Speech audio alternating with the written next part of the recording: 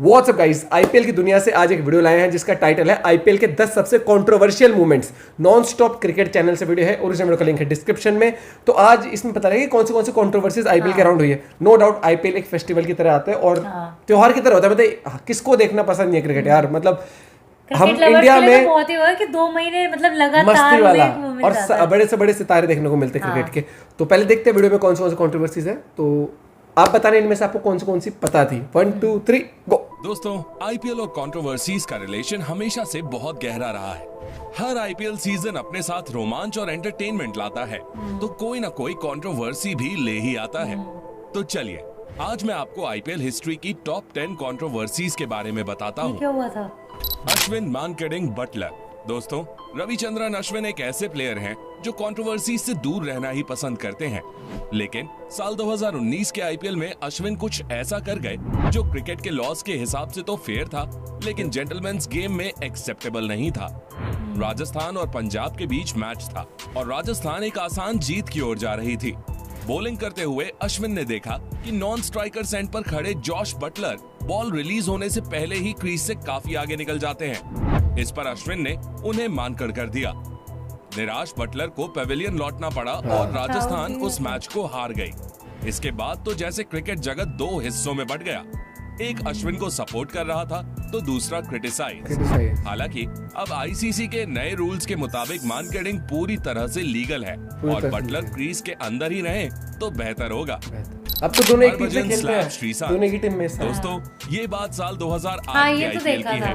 Mumbai Indians और Kings 11 Punjab के बीच match था और मुंबई मैच को हार चुकी थी। एमआई के कैप्टन हरभजन सिंह की वो शाम काफी खराब बीती थी और श्रीशांत को मैच में काफी सफलता हासिल हुई थी।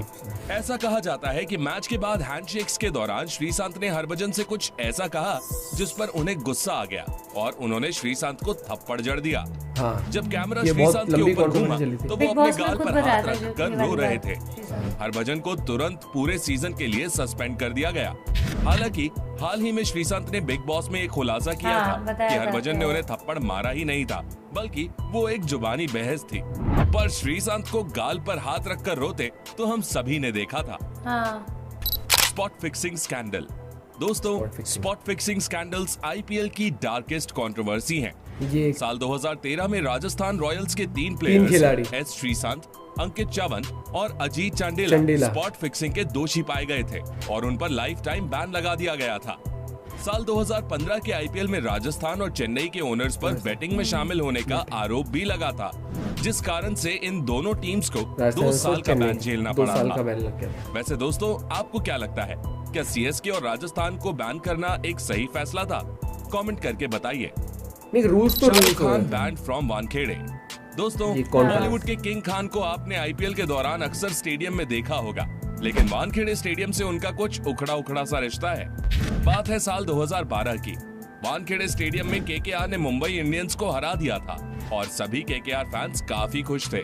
तभी सभी ने कैमरा पर केकेआर के मालिक शाहरुख खान को एमसीए के एक सिक्योरिटी ऑफिसर के साथ झगड़ते देखा। शाहरुख की माने तो वो अपने बच्चों को पिक करने आए थे, लेकिन उन्होंने देखा कि एमसीए का सिक्योरिटी ऑफिसर उनके बच्चों को पुश कर रहा था।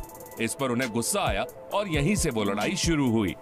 वहीं दूसरी ओर सिक्योरिटी ऑफिसर का कहना था कि शाहरुख नशे में थे और वो ऐसी हालत में ग्राउंड के अंदर घुसने और टीम के ड्रेसिंग रूम में जाने की कोशिश कर रहे थे। एमसीए की माने तो शाहरुख ने वहां काफी गाली गलौज भी किया था। हालांकि सच क्या था ये किसी को नहीं पता। इस इंसिडेंट के बाद शाहरुख पर वानखेड़े स्टेडियम में एंटर होने पर 5 साल का बैन लगा दिया गया।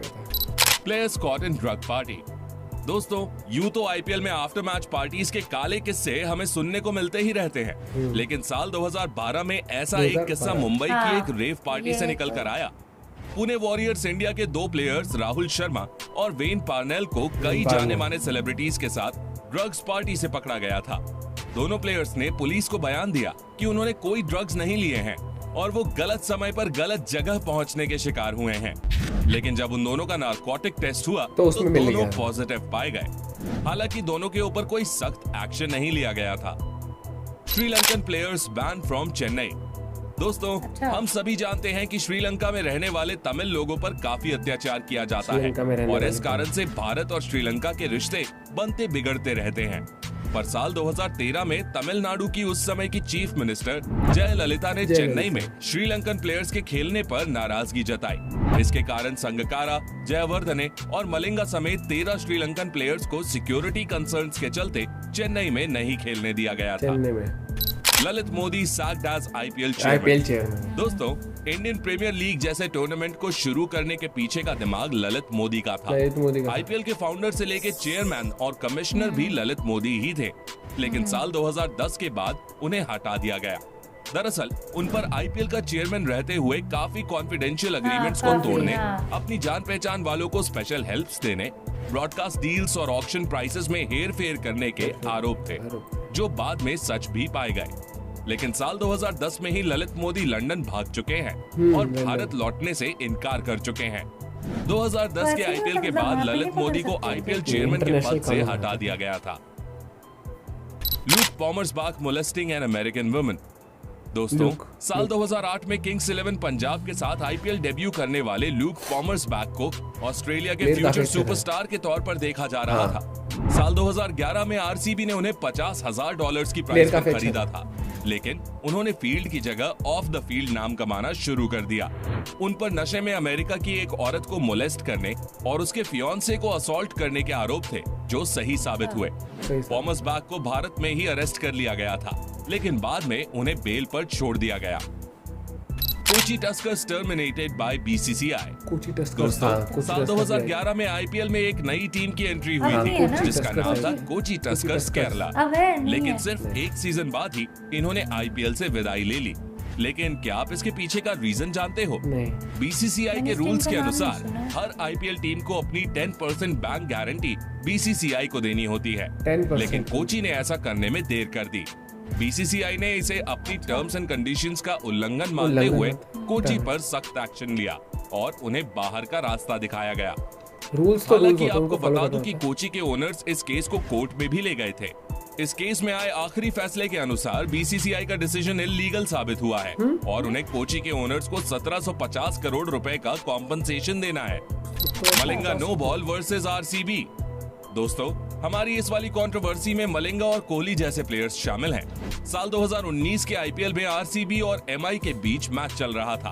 मैच की आखिरी बॉल थी और RCB के बैट्समैन शिवम दुबे को मलिंगा के खिलाफ 6 मारना था, लेकिन वो कोई भी रन नहीं बना सके।